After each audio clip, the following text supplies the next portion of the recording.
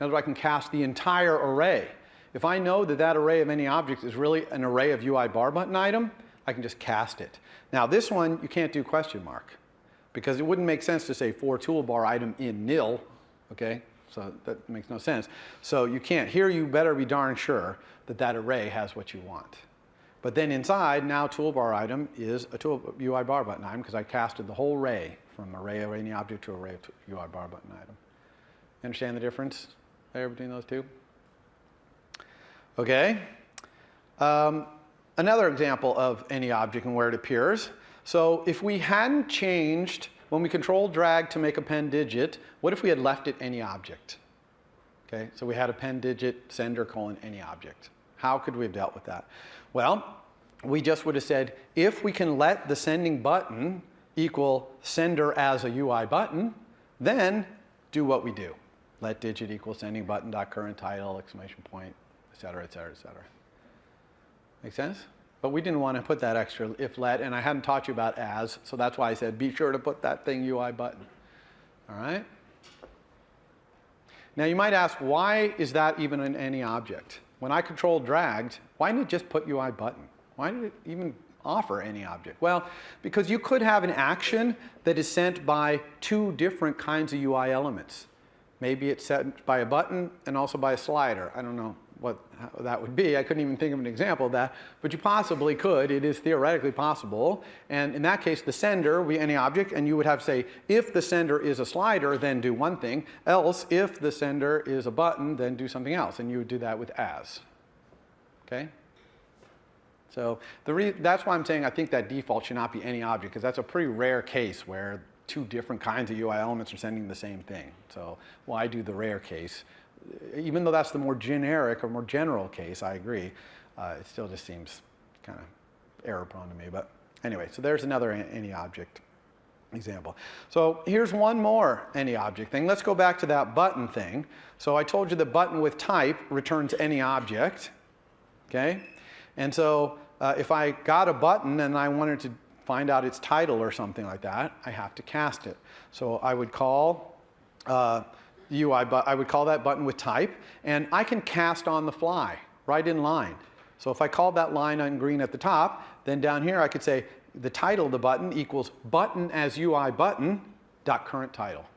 So I'm just casting that any object, that button any object up there to be a UI button, and then sending it a message. So you can cast on the fly. Again, crash-a-roo if that button is not a button, but that's okay. In this case, button with type better darn well return a UI button. Okay, now this casting business is not just for any object. You can actually cast any two objects. For all non-any object case, though, obviously those two objects would have to be in the same inheritance hierarchy, right? You can only cast down, downcast into your own inheritance hierarchy. So, for example, if I had a local variable called VC, which was of type UI view controller, but I set it to calculator view controller, okay? I couldn't say vc.enter, right? Enter is a method in our calculator view controller. I couldn't say vc.enter because VC is a UI view controller. So as far as Swift knows, it doesn't respond to enter. Even though it is, in fact, a calculator view controller, from Swift's point of view, that local variable is not. It's of type UI view controller. But I could cast it and say, if I can let the calc VC equal VC as a calculator view controller, now I can say calc VC.enter. Okay? So you can downcast through your inheritance hierarchy as well. You rarely do that, but might occasionally. All right, so let's zoom on here to any questions about that whole any object thing. When you see it in action, it'll make a lot more sense. Okay. Okay, so now let's just talk about some fun functions throughout all our classes, and we're going to start with array. First of all, that you know that array does plus equals. You can say array plus equals, but the argument to plus equals is another array. Okay, so if you just want to add one thing to an array using plus equals, you would have to put it in another array, just square brackets, put the thing inside, okay? Some people get tripped up by this. They do plus equals, they have an array of ints, and they say, my array of ints plus equals an int, and they're like, wow, why doesn't it work? It's because plus equal only adds whole arrays to other arrays. It's an array concatenator, okay? There's a couple of interesting variables, properties in array, first and last, that will return the first or last item in the array. What's interesting about them is that they return an optional. So they don't do array index out of bounds. So they'll return nil if your array is empty. Okay, so you should know about these because they can make your code read really nicely sometimes. So for these next ones, I'm going to have a little example array here. This is going to be an array that's got 3 things in it. I'm not even going to say what the types of those 3 things in there. They could be anything, okay, because array is generic, right? Array angle bracket T. You can assume for the purposes of this, they're of type T, whatever the T is that I created the array with, right? So let's talk about, you know about append. That's how you add something to an array. We did that in the calculator all the time. There's also insert, so you can insert something in the middle of your array. You just specify what index. There's also splice. Okay, splice will take another array and splice it into the middle of your array. Okay, so that can sometimes be valuable. It's otherwise just like insert. It's just like inserting another array inside the array. Okay. There's also remove at index, of course, if it's a var. If you've got your array in a var, you can do remove at index. There's also remove range. Okay, so you can specify a range with the dot dot dot thing or the dot dot less than thing and remove a range of your array elements. And there's also replace range. And when you replace a range, the thing you replace it with doesn't have to be the same length. So I can have an array and replace a range that spans 3 things with something that is 6 long and make my array, it'll make my array longer. Okay, so you can replace range. There's also sorting. You can sort an array. This sorting method in array takes 1 argument, and that's just a function to determine whether 2 things are ordered before each other or not. Okay, so it's going through the array and putting everything in order. It needs to know, it picks out whatever sort it's using, quick sort, or I don't know what sort it's using in there, but it needs to be able to compare things. So you just provide a function that does comparison, and usually you're going to do it with a closure just like this. You can see this is kind of the default sorting, assuming that this type can just be compared with less than. I would just say a.sort, closure, $0 less than $1. Make sense? And that's going to return yes if $0 is less than $1, and that's what sort wants to know. And it's going to call that closure repeatedly, okay, as it's going through doing its quick sort or whatever. There's also another one called sorted. This is an in-place sort, right? Sorts the array in place. Their sorted will return a new array that is sorted. Okay, a copy of your array sorted. More array methods. Okay, so these 3 are pretty cool. This one's called filter. So filter will give you a new array with all the undesirable elements filtered out of there. And the way you specify which ones are all undesirable is with the argument, which is a function that just returns a bool, whether something's undesirable or not. Make sense? And there's another one you can do by mapping. So this will give you a new array where every single element in your array is mapped to something else. And the thing you map it to doesn't even have to be the same type. So I could have an array of ints, and I could map it to an array of strings.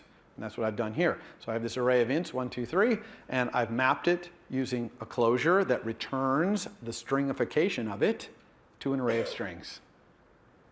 Now you can see incredibly concise language, Swift. I mean, to take an array of ints and turn it into an array of strings, no for loops, no nothing, just, you know, I don't know, a dozen characters here.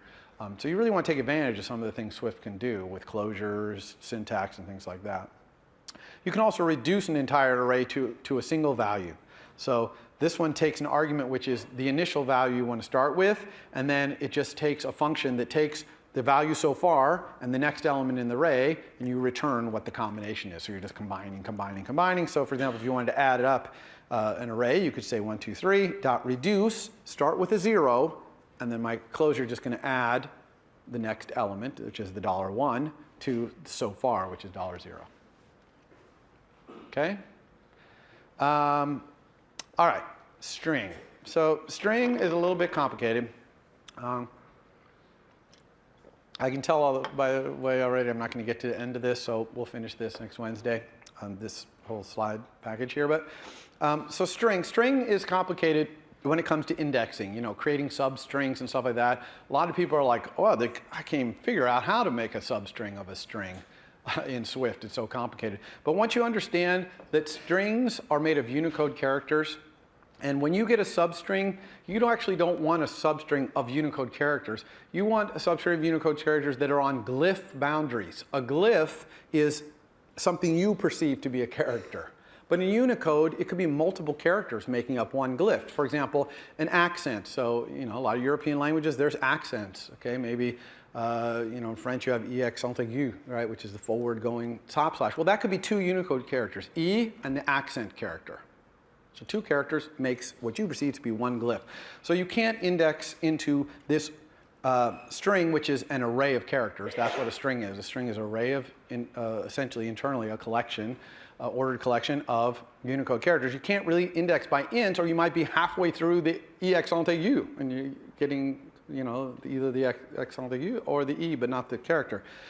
So instead, strings are indexed by this other type called string.index. Okay, now how do you get a string.index? Okay, well, yes, it's saying here. Okay, so you get a string.index by getting the start index of the string. That gives you a string.index that points to the first character of the string. And then you advance it forward however many times you want to go. So in other words, you have to look through the characters so that it'll jump over E accent aigu, both characters, to the next one, you see? So you do that with this function. It's not a method in string. It's actually just a function, a global function called advance. And you give it the index, okay, and you tell it how many times you want it to move forward, and it will give you back a new index. So here's an example. I have a string that says hello. Okay, I want to get the index of the L, the first L. Okay, so I say let the index equal advance the start index of that string, go forward 2. Okay, so now it's pointing at the L. It went forward 1 to the E, now forward to the L. And again, if it was E accent aigu, it would have gone forward 4 Unicode characters, but only 3 to the third glyph as you perceive it, okay? So now that I have a pointer to that L, I could use, for example, a nice string function called splice. So splice is just like the splice in array. It will splice a string into the middle of another string. Okay, and I'm going to have it splice at that index, and that's going to make it be HE ABC LLO. Splice the ABC right into the middle there. Okay, so the start index is the magic behind making that work. Also, if I got two local variables, start index and end index, which I made by taking advance of the start index by 1 and 6, so this is going to be, I want to be from index 1 to index 6, then I could get a substring. And I get a substring in a string exactly the same like in an array, square brackets, string, square brackets, but inside that square brackets goes a range, and the range, the dot, dot, dot thing, has to have a string.index on the left and a string.index on the right, not ints. Okay? So here I got a string.index by doing this advance for the left and a string.index on the right, and so the substring will be EABCL, because I went from index 1, which is the second character, index 0 is the first, or to index 6, not including index 6. Okay? Everyone understand string.index now? It's all about advance. Okay? The advance function is the key to understanding how to substring strings. And there's lots of other, once you understand this, there's things like range of string. Remember we used range of string in calculator, and I told you it returned nil if it couldn't find it. Well, what does it return if it could find it? Well, it returns a range of string.index. Actually, it returns an optional range of string.index. Okay, that's how, if you used it for your assignment, that's how you used it. You used the optional nature of it, but now you could even use the range nature of it. So for example, if we wanted to get the whole number portion of a string that had a number, so I have, let's say, 56.25 as a string, I want to get the whole number part, I could just say, find me that decimal point, okay, and that's going to return a range, if it can find it, if there's a decimal point in there, it's going to return that range. And I'm going to grab the part from the num's start index. You see the num is the number, its start index, all the way to where the decimal is, not including the decimal. Okay, now I got the substring, which is the whole part. Everybody cool with that? So substringing and string is actually, once you understand this whole index thing, pretty powerful. We could even remove the whole number part, okay, just by using remove range of that same range, not start index to the decimal range. Or we can replace the range with other things, etc. Okay, so there's a lot of string methods there for doing that, and they're all based on that string index. Okay, other string methods, I'm going to start blasting through a lot of this. You can look these all up in the documentation. Some of these it actually gets from NSString, which I'm going to talk about in a moment. You can see that you can find the end index. There's that join I talked about before. Notice that there's two int, but not two double. Why is there two int in string and not two double? Anybody have an idea why that is?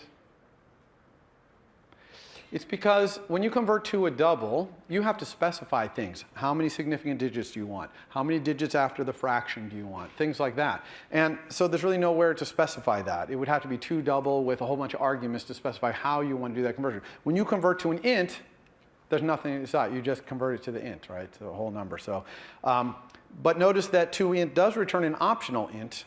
That's because if you say toInt, if you send that to hello, it's going to be nil. Okay?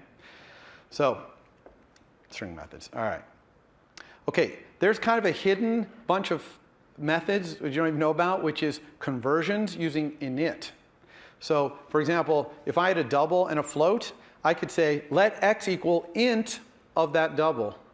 And I just basically created a floor and turned it to an int. So I converted it. So you can convert things and convert them from one thing to another. It makes total sense with the number values like ints and floats and things like that. And you're going to see CG float next week. That's another kind of floating point number. And you can convert using, there's no toInt or anything. You just create a new one with the initializer. Okay, so the numbers. But you also might be surprised, actually, if you read the homework carefully or the reading assignment, you saw this, is that you can convert arrays and strings using these initializers. For example, you can say array of a string, so create a new array, and the initializer's argument is a string, and it will return you an array of all the characters in that string, right?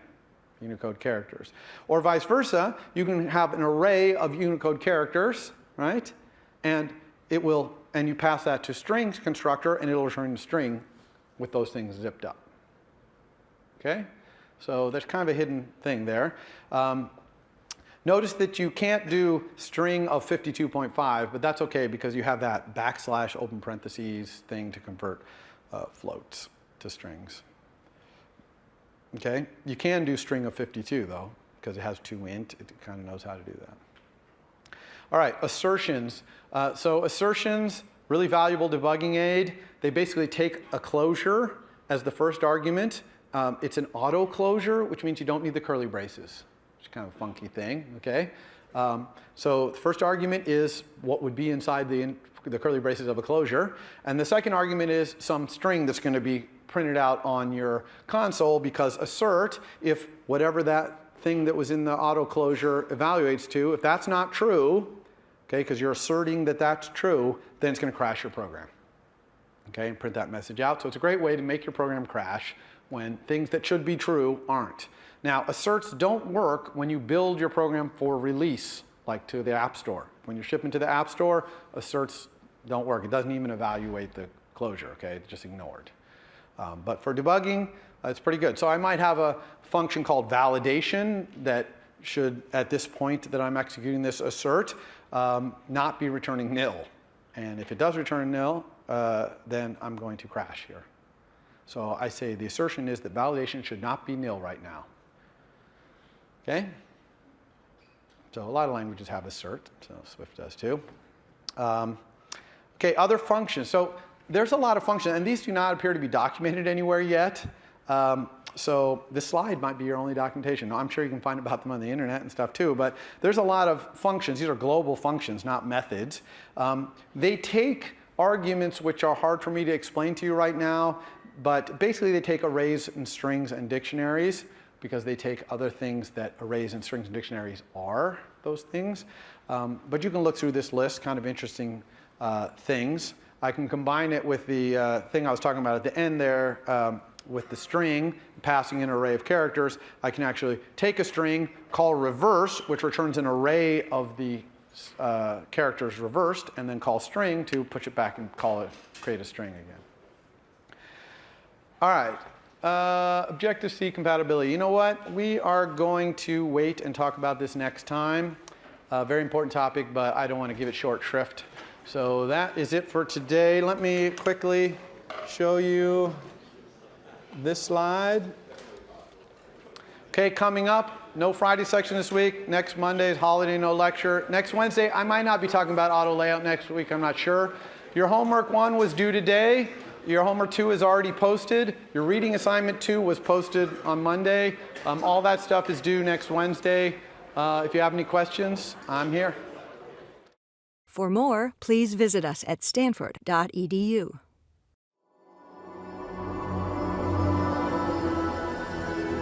Stanford University.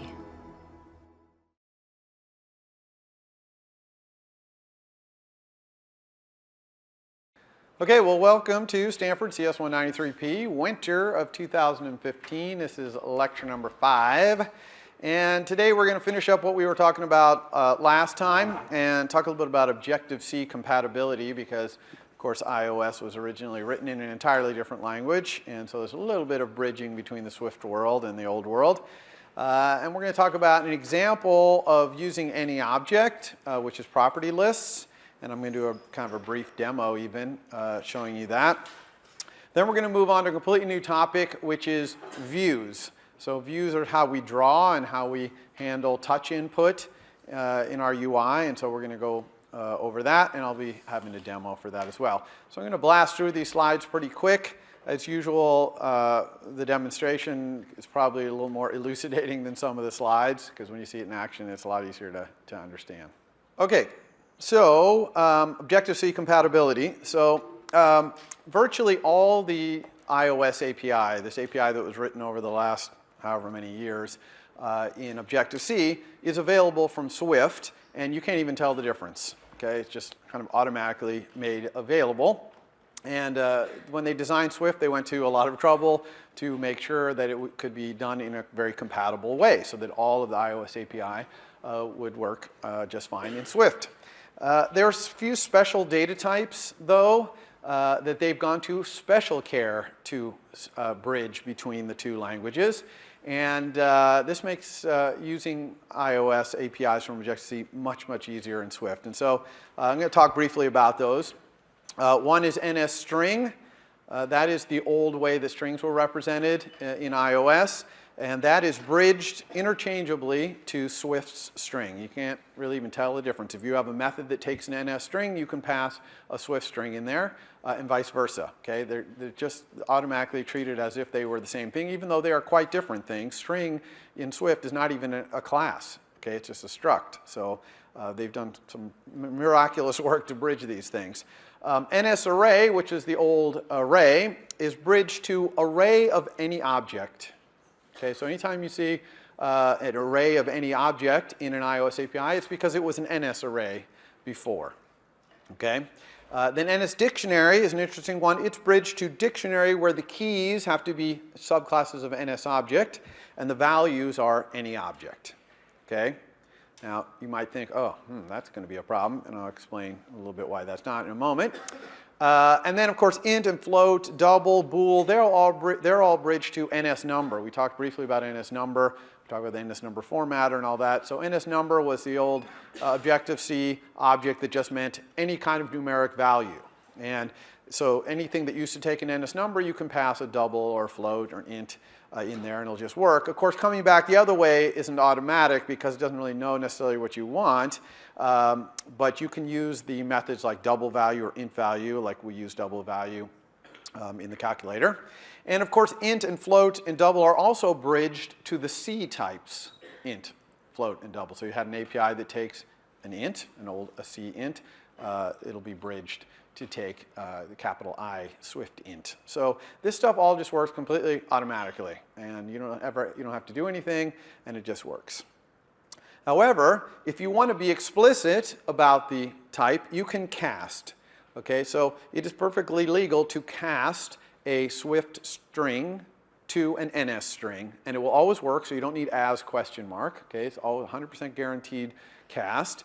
And then once you do that, you have an NS string instead of a string, and so you can send it messages that are in NS string. Although you want to be careful with some of them, like length is an NS string method. That doesn't exist on string. It doesn't exist on string for a reason, because we talked about this before. The length of a Unicode string can vary compared to the number of glyphs you'll see on screen. And the new Swift string deals with that, and the old NS string doesn't really deal with that properly. So you got to be careful when you start calling NS string methods that there's not. You want to look for a string equivalent and use that if you can, because it's newer and it does things a little more accurately. But NS array is the same thing. You can cast from an array that you have in Swift to an NS array, and then you can call methods in NS array, like components joined by string, which is kind of cool. It takes all the components in the array, sends them description, takes those descriptions and joins them by the string you pass as an argument. This is the same as the join method in Swift's string. Okay, so you can look at the documentation for string and a string and NS array, but pretty much all the things you can do there, or most of them anyway, are available in the Swift versions. But again, if you're passing them back and forth, it's all automagic, so you'd say. Now, you might get a little concerned about dictionary because dictionary, the key has to be an NS object. And of course, we know that string and array and dictionary in Swift are not even objects. Okay, they're not any object, or and they're not an NS object for sure. But you can still pass them anywhere you want to pass an any object or a subclass of NS object because they are bridged to classes that inherit from NS object, because NS string, NS array, and NS dictionary all inherit from NS object. So that means strings, Swift strings, can be the keys in a dictionary, an NS dictionary, even though it requires NS object, okay? And of course, all three of them can be the values, because even though they're not really objects, they are structs, they are bridged to things that can be, okay? So it is okay to pass a string or an array to any object. You won't even notice this bridging 99% of the time. It just happens automatically, but I just wanted you to know that that's going on, so you don't get kind of confused when you start seeing NS string, NS array, what's going on. Okay, they're just being automatically bridged for you.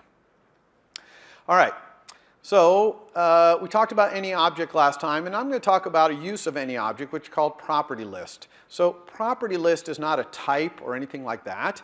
It's just a term that we use, and the definition of that term is it's an any object. A property list is any object that is known to be, behind the scenes, one of those 6 classes: NS string, and array, dictionary, number, data, and date, or bridged to with Swift, okay? So why do we define this property list thing? It's an any object. It's kind of unwieldy because you have to do a fair amount of casting, ising, and asing, because any object, of course, to use it, we have to kind of cast it. And so why do we have this thing? 2 reasons, really. One, property list is used to pass data around blind. It's like a cookie, right, in a browser or something. It's kind of this just bundle of data that only the creator of it knows how to interpret it, because only they know what strings, arrays, dictionaries, and stuff are in there. But to everyone else, it just looks like any objects, so they don't know what it is. So all they can do is pass it around to other things. So it's good for blind data passing. The other thing is, a property list can be used as generic data structures. Okay, since it's got arrays and dictionaries and numbers and dates and all that in there, you can turn a data structure like our op stack in the calculator brain. It has op enums in there. That's not a generic data structure, but we could turn it into a generic data structure, for example, and then do things with it like write it out to disk or send it over the network or things like that. So those are the 2 main reasons we use property list. And a really good use of property list in iOS is NS user defaults. So NS user defaults is like a really tiny little database, and it only knows how to store property lists. Okay? And it's really for things like settings and preferences, stuff like that. You would never, it's not high performance. You would never use it for big things like images or anything like that. Just property lists, dates and strings and doubles and things like that. It can store and retrieve any property list, and it just stores it like a dictionary, as if the NS user defaults thing itself is a dictionary. And it can store the whole property list, like set object for key, that first method you see there, and retrieve whole property list. Or it can just do little tiny pieces of property list, like it has a method set double that will just set a double for a certain key. Okay? So it's like a dictionary in that it's key value, but it only stores property lists. And the big thing about the way it stores them is that it persists when your app is gone. Okay? So, normally a dictionary